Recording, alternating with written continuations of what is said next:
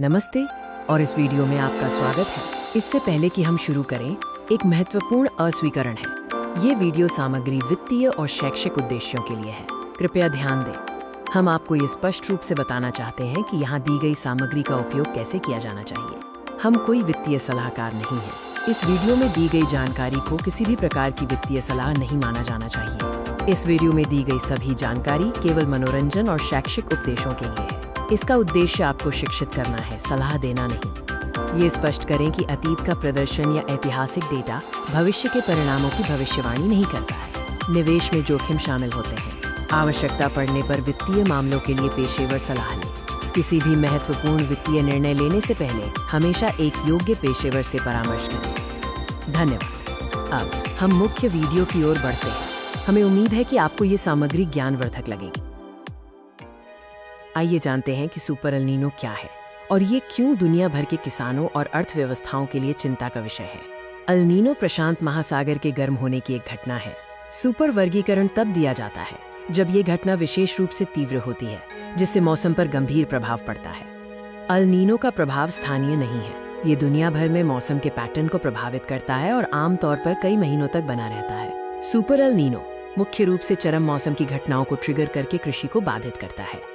ये घटना कुछ क्षेत्रों में गंभीर सूखा लाती है, जिससे फसलें नष्ट हो जाती हैं, जबकि अन्य क्षेत्रों में विनाशकारी बाढ़ आती है, जिससे कृषि भूमि जलमग्न हो जाती है। बढ़ता तापमान फसलों के विकास चक्र को प्रभावित करता है, जिससे पैदावार कम होती है और कीटों का खतरा बढ़ जाता है। एल नीनो के आर्थिक प्रभाव अलग अलग क्षेत्रों में व्यापक रूप से भिन्न होते हैं, जो उनकी फसल और जलवायु पर निर्भर करता है।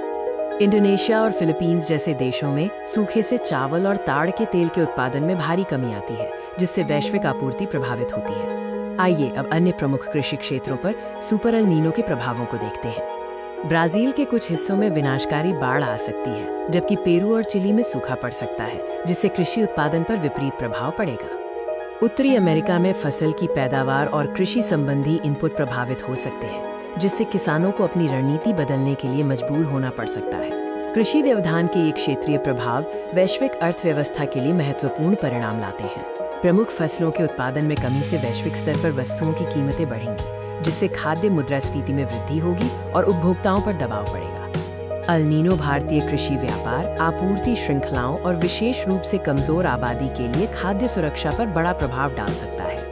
इन खतरों से निपटने के लिए सक्रिय शमन और अनुकूलन रणनीतियां महत्वपूर्ण हैं। सरकारों और अंतर्राष्ट्रीय संगठनों को कृषि क्षेत्रों में लचीलापन बनाने के लिए शुरुआती चेतावनी प्रणाली और बुनियादी ढांचे के निवेश का समन्वय करना चाहिए। किसानों को स्मार्ट जल प्रबंधन, सूखा प्रतिरोधी फसलों को अपनाने और विविधीकरण पर ध्यान केंद्रित करने की आवश्यकता है। निष्कर्ष रूप में सुपर एल नीनो वैश्विक कृषि के लिए एक गंभीर और तत्काल खतरा है।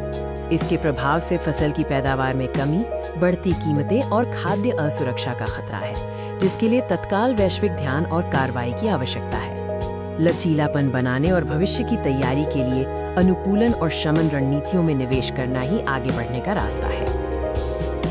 Thanks for watching.